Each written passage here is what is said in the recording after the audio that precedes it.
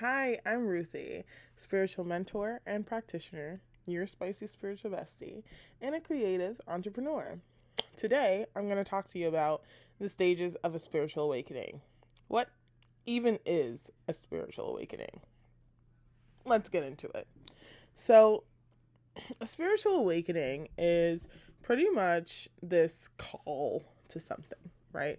You kind of get this sense of wanting to be better, wanting to be different, wanting to almost understand things in a different way. You start to question a lot of the things around you, a lot of the things that you've believed. You start to really just be like, is everything what I thought it was? Spiritual awakenings are usually triggered by a significant life event. So it could be triggered by a loss or a major change or a profound experience, something that makes you think twice, think three times and say, fuck, I've got to do something different. Or fuck, I see things differently now. And that's stage one. This is where we're feeling restless, we're questioning life's purpose, and we're looking for a deeper meaning to life. The second stage is what a lot of people call the dark night of the soul. And in this stage, we are confronting the deepest, darkest parts of ourselves. We are acknowledging our fears. We are acknowledging our insecurities. We are acknowledging the things that lie within us that are unresolved, and we feel very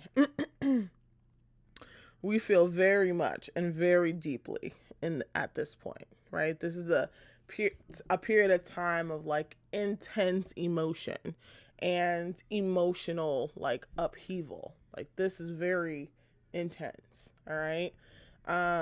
Through this stage you can feel like an extreme amount of despair, of confusion, of isolation.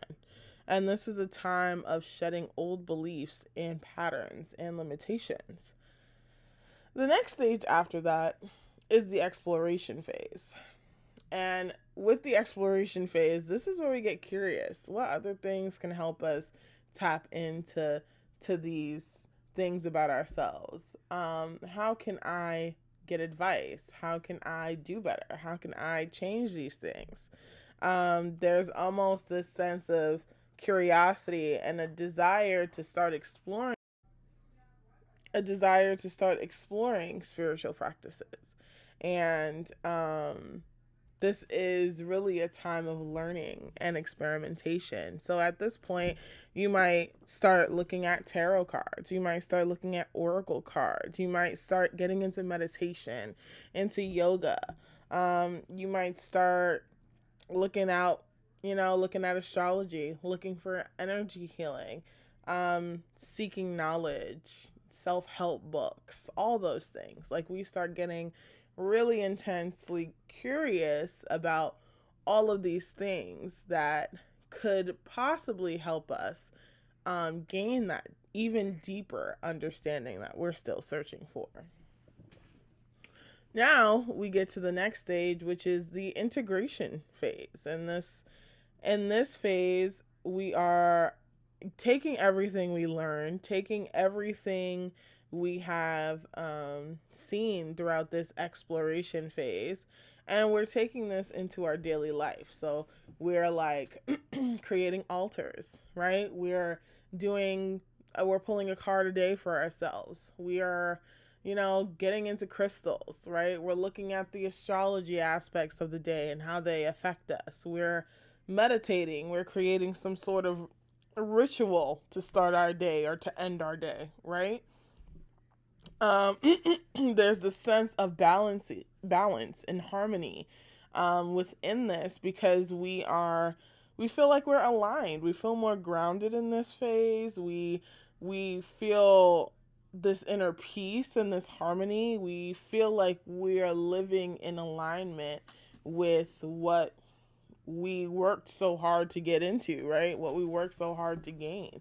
We feel like we're living in the alignment of that. Now, the fifth phase is the surrender and trust phase. How many of us are in that phase? The surrender and trust phase, and this phase is about letting go of the need to control your journey, the need to start trusting in the flow of life and understanding that flow.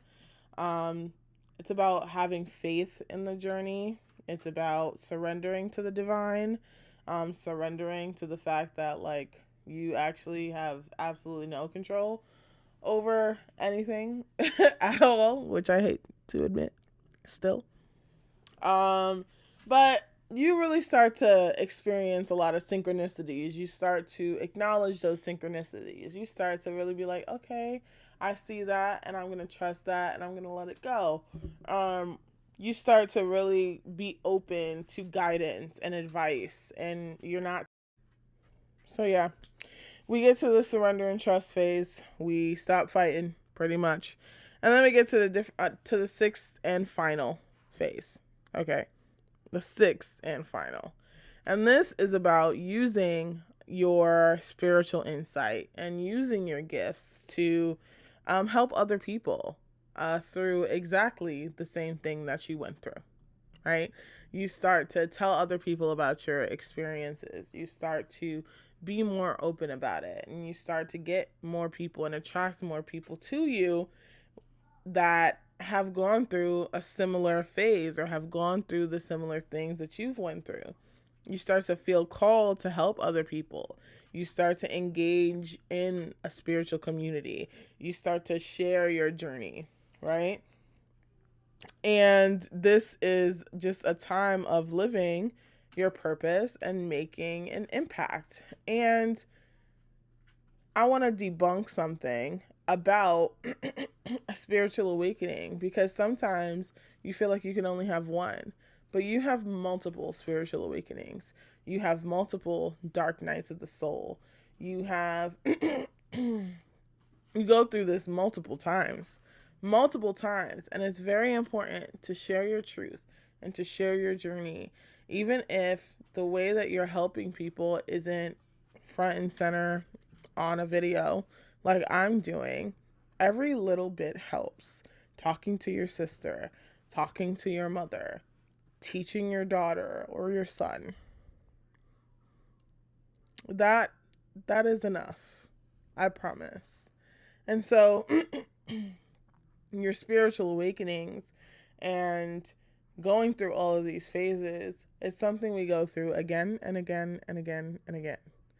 So I don't want you to feel crazy, because if you feel like, hey, I fucking gone through all that and now I'm back here again, yeah, it's kind of what happens. But also, if you're beginning your journey and you're beginning to feel this call and you're beginning to kind of explore and want to be curious, but you're a little scared, I want you to know there's nothing to be afraid of. There is a circle that I host every other Monday where we practice in a very pressurized kind of setting. You don't feel the pressure to have to flex or showcase your abilities. We just kind of try, and we nurture, and we empower. So if that's something you're interested in, to kind of dive your feet in, especially when you're beginning and you're a little curious, come to my spiritual healing circle every other Monday at 7 p.m. Eastern Standard. You can sign up on www.spicyspiritualservices.com. Come, experience, explore, do that phase. Because without that phase, you can't really know what it is that you're being called to do. Try it all. Try everything. Not all at once, because that's a little overwhelming. But try everything. See how it feels for you. And use your discernment. Always.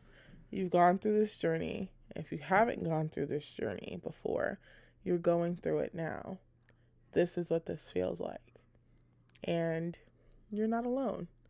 So, if you're ever seeking out a community, if you're ever seeking out somebody to talk to to make you feel like you're not crazy, make sure you follow me and you keep up. Keep in touch. Thank you for listening. Make sure you follow, like, subscribe, share, all that good stuff. I'll see you next time.